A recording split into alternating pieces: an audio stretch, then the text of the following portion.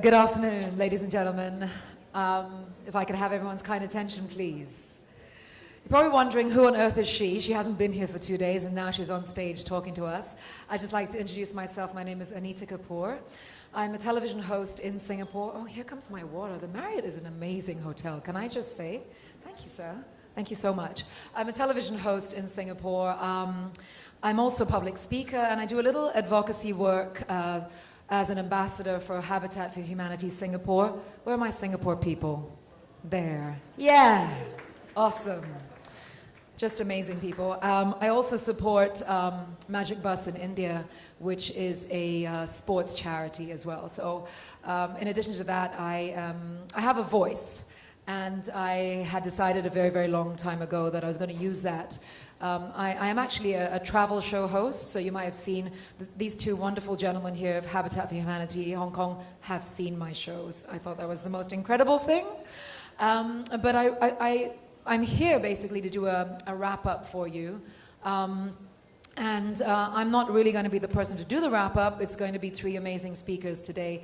And I know that you guys have been talked at quite a bit and probably have had quite enough of people arguing ups and downs and highs and lows. But this is really my takeaway, and I've only actually been here since last night, and I've tried to kind of summarize it a little bit just for myself.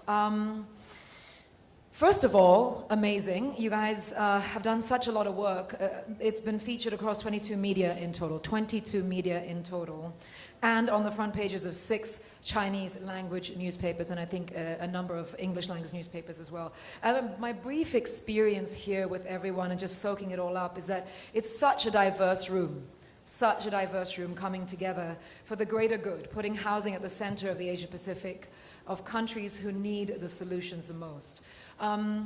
Like I said earlier, I mean, no doubt the last couple of days would have been a series of highs and lows, some tough questions, big and small, and plenty of food for thought. I mean, the point of forums, and I've been to a few and I've actually moderated a number of them, being the welcoming and a celebration of diversity of opinions and approaches, and of course, solutions, because there's no point in talking about it if you can't actually take it somewhere. The heart of which is a fundamental human right, a home. But one which now requires a kaleidoscope of information to effect the appropriate approach in pretty much the most diverse continent on the planet. I think a lot of things come into play: consensus, leadership, grassroots rights, diversity, pragmatism, and of course alternatives. I'm really heartened, of course, that you guys had protesters yesterday. All right, Hong Kong. We should be with them, frankly, because they are a part of the consensus.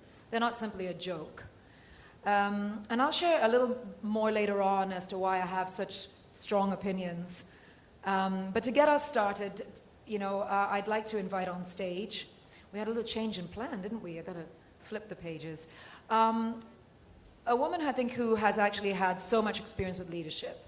Jada McKenna is the Chief Operating Officer, Habitat for Humanity International, United States, and she has experience with both public, private, and not-for-profit. She's worked for the US government, McKinsey & Co., and the Bill and Melinda Gates Foundation. And I'm going to invite her on stage now to summarize much better than I could the last couple of days. Jada, if you would please.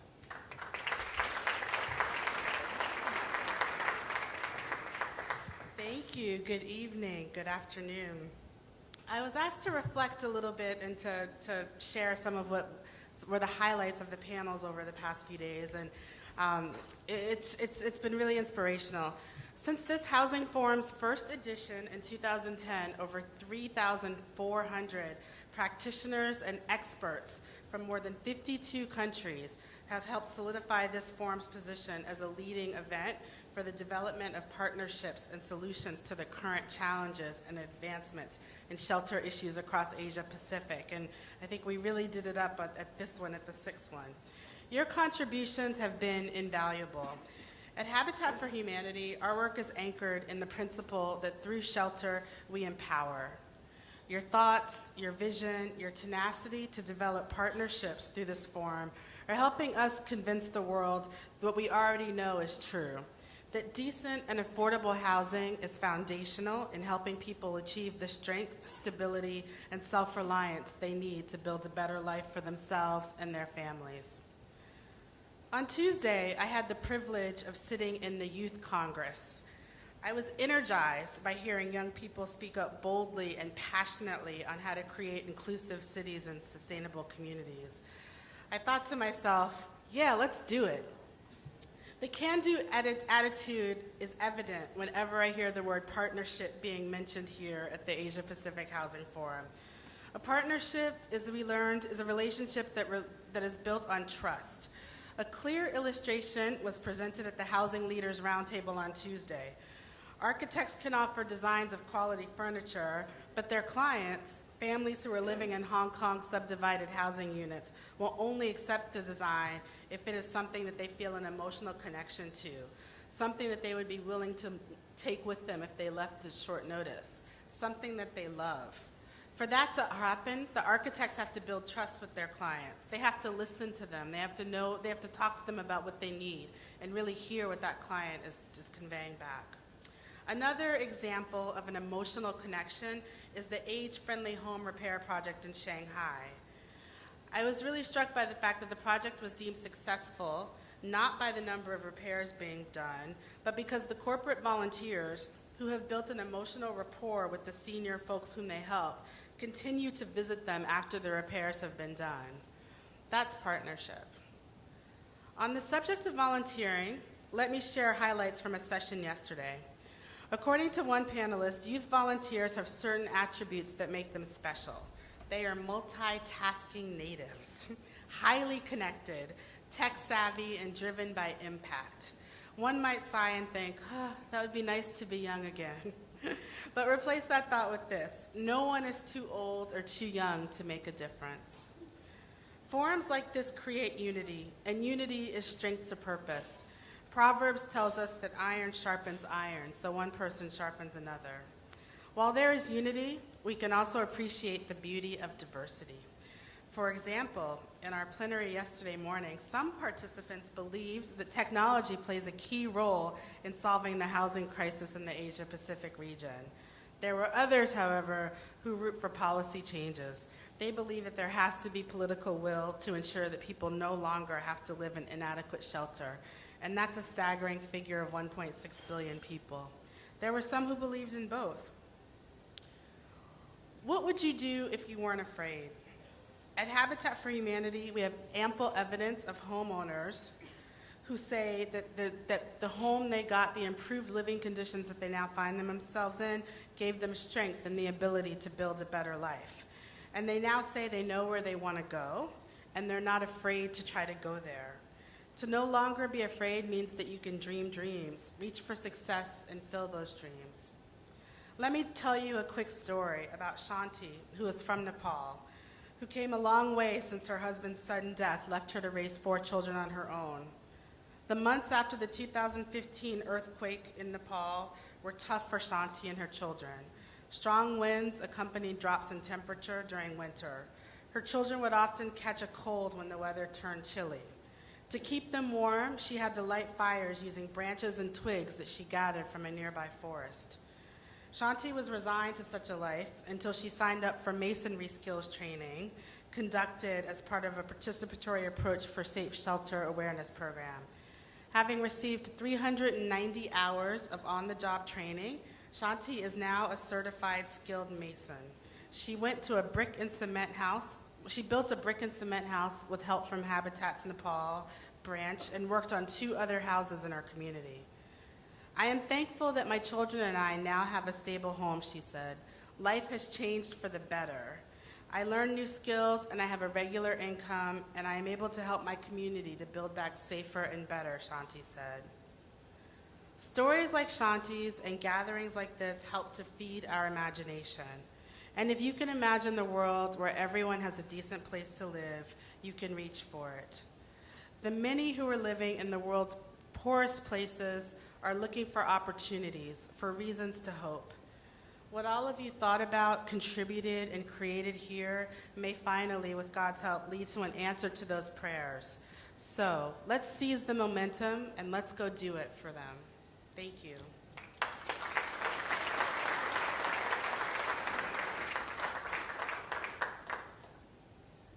Thank you very much, Jada, for that great wrap-up and, of course, for lifting the room there.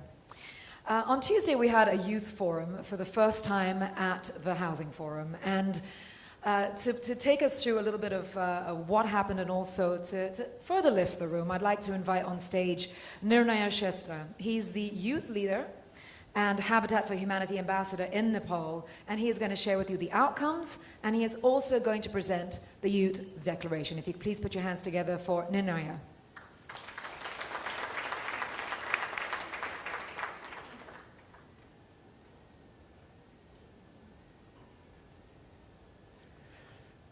Namaskar, everybody, my elders, my brothers and sisters, my colleagues. I am Nirnay. Well, earlier this week, we held the inaugural South Pacific Housing Forum Youth Congress. More than 30 delegates at the Congress identified a list of commitment that young people can do to build a world where everybody has a decent place to live in a sustainable communities. We then opened this forum up through an online voting process that allowed young people across the Asia Pacific region to narrow their list of priorities. Well, this afternoon, I'd like to present the Youth Declaration for Asia Pacific. We, the youth of Asia Pacific, recognize our power to shape the future of the region and to acknowledge our ability to positively contribute to mitigating its housing problems. We embrace our role and responsibility of taking concrete steps toward contributing to the Asia Pacific region's development agenda and realize the vision of the world where everybody has access to affordable housing in a sustainable and inclusive communities where every family can thrive and attain strength, stability, and self-reliance. Recognizing our unique position, we have identified five opportunities for action for young people. The first opportunity that we identified was building partnership. Collaborate with actors in government, businesses, grassroots, and communities to design and implement multidimensional, sustainable solution that allows families to live in a safe, a decent home, and livable cities. How can we do that? Well, we can partner with like-minded organizations. We can partner with corporations, and we can partner with other nonprofits. We can partner with emerging and performing artists. We can partner with students, engineers, and innovators. The second opportunity we found was advocating. Formally and informally work with government to change or improve policies and systems to unlock land, financing, and other resources and allow more families to access affordable housing and secure tenure. But how can we do that? Well, we can organize school-level advocacy activities. We can use the social media to connect people to work together. Well, we can explore ideas of alternate housing models, such as communal housing. We can all do that in advocating. The third thing we found out was volunteering. But how can we do that? Well, volunteering, which provides meaningful engagement opportunities locally and internationally beyond build sites that empower young people to lead and participate in creating positive societal impact and leverage young people's time and expertise in running programs. Well, again, you might ask, how can we do that? How can we do that? Well, we can organize small groups of school youth club members. We can initiate community-level training, the concept of recycle, reduce, reuse. We can work with other young people to visit homes of the elderly and the differently able and assist them in various ways. Then again, we went to our fourth opportunity, how the youth can take their part. And then what we found out was raising resources. By mobilizing different types of support, including cash, goods, services, facilities, knowledge, skill, and influence them to implement the different identified projects and activities in order to attain the desired objective. We can raise financial resources to support identified projects. We can build relationship with human resources. We can apply for funding grants from foundations, organizations, and institutions. The fifth point that we got was raising awareness. What the youth can do is we can raise awareness through educating peers and spreading the word on the issues of housing, urbanization, and sustainable communities, and how decent housing provides a pathway out of poverty, and galvanizing their own network towards contributing to addressing these. Well, we can form and organize human library which will be a collection of testimonial of people who have lived in a substandard housing, who can share their lived experiences. We can create art, music, movies, and documentaries that outline the challenges of substandard housing and how to overcome them. We can lobby for schools to allocate more time for lectures, field trips, and other activities to increase the awareness of students about housing and other social issues. The Sustainable Development Goal, the SDG, and the new urban agenda provides a historic opportunity to ensure that high-level commitments were made and housing was properly addressed in the next 20 years. However, I say, the hard work of carrying them out lies ahead. We, the youth of the Asia Pacific, with the support and in partnership with other stakeholders in the government, the corporations, the civil society, will leverage our expertise and energy in taking necessary action to contribute to the development agenda of our region. Thank you very much.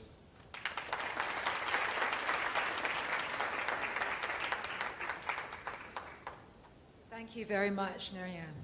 A leader now and a leader of the future. I'm kind of disappointed you didn't rap that entire thing, man.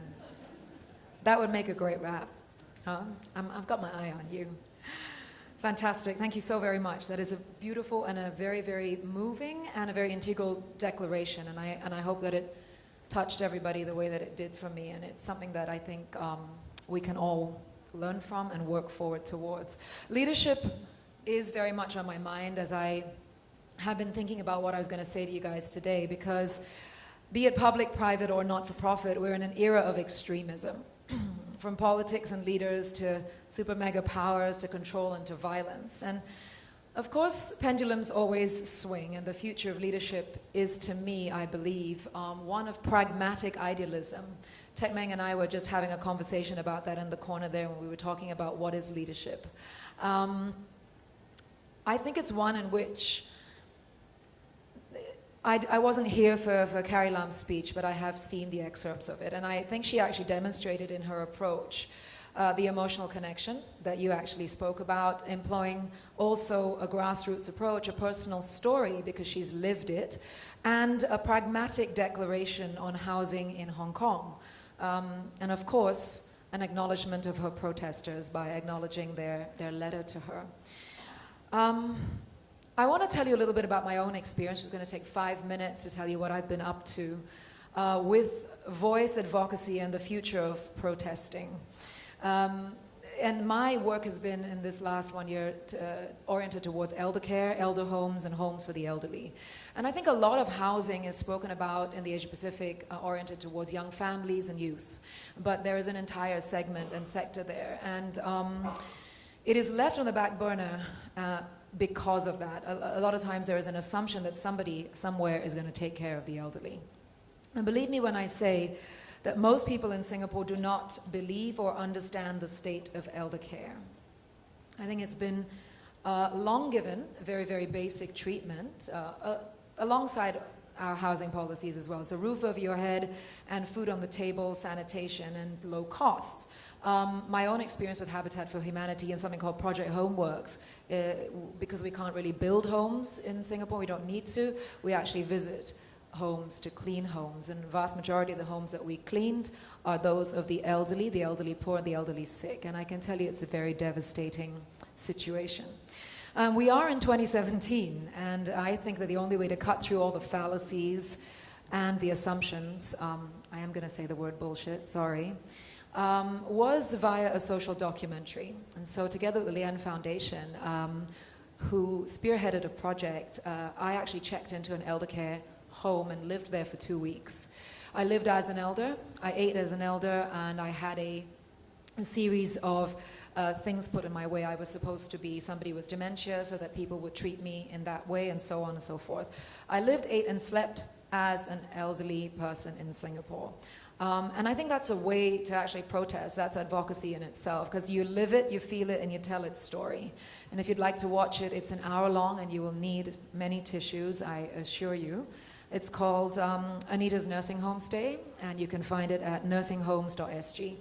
I think if there's one thing that we lack, and I say this from a Singapore perspective, but I'm sure it might even be a Hong Kong perspective, and many countries in the Asia Pacific that are a little bit more developed is a proper grassroots approach to policy making. You cannot intellectualize policy anymore. There is a difference between that and intelligence. Intellectualism and intelligence are two very different things. And I categorize intelligence as one that requires heart empathy and a desire to actually know the truth. It is in these things that today that are required across the Asia Pacific for effective leadership and breakthrough, because enforcement, of course, has its benefits, and Singapore is a living example of that, but people will also enforce their rights eventually. The video that we made has garnered about 500,000 views around the world. It has evoked emotion, pragmatism, voices, and ideas, and I think that's it. It's not an either or. It cannot be a rock and a hard place. It began a conversation that had never, ever happened. It took me about 4 months to recover from that 2-week stay, and I can tell you I also had post-traumatic stress, and that's just how hard it was to imagine that this actually existed in my own country. But it was in fact perhaps the most honest and incisive way to show reality, cut to the bone. I'd love to tell you more about it. We don't have as much time, and it's not my forum. So to close the forum, I now invite on stage Rick Hathaway, Vice President, Asia Pacific Habitat for Humanity International Philippines. If you would please, Rick.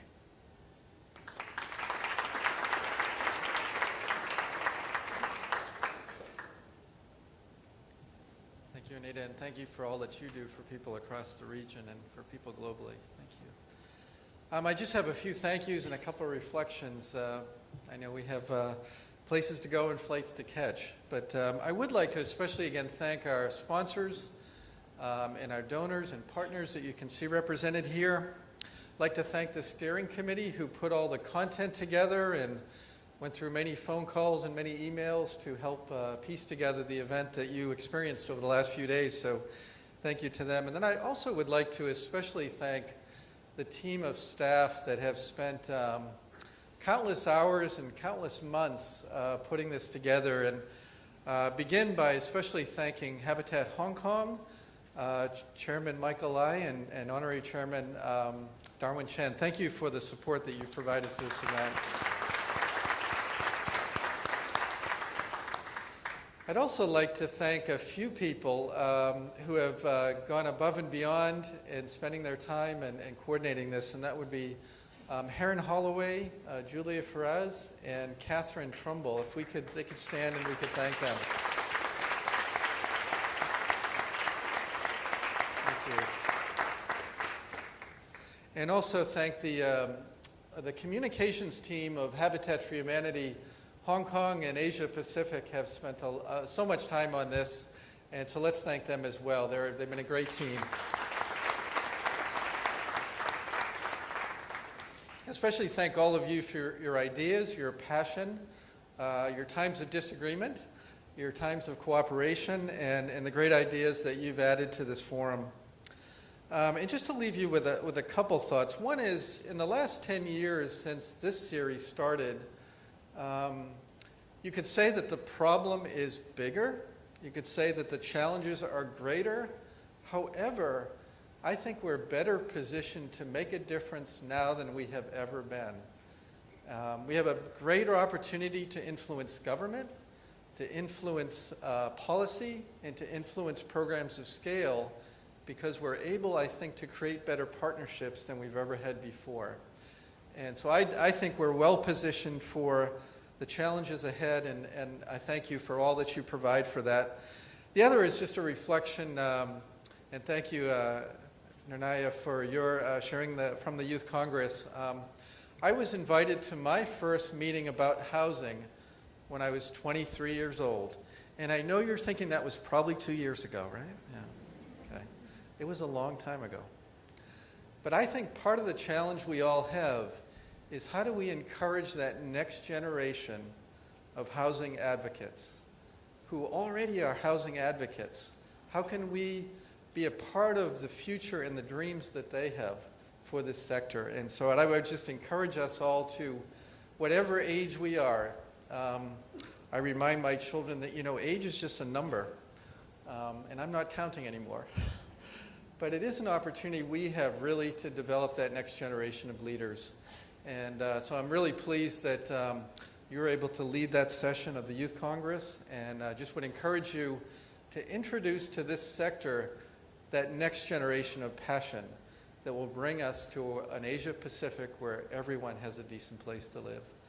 So thank you that all that you've provided. Encourage you to continue to be ambassadors, encouragers for those who you serve each and every day. Thank you, and safe travels home. Thank you.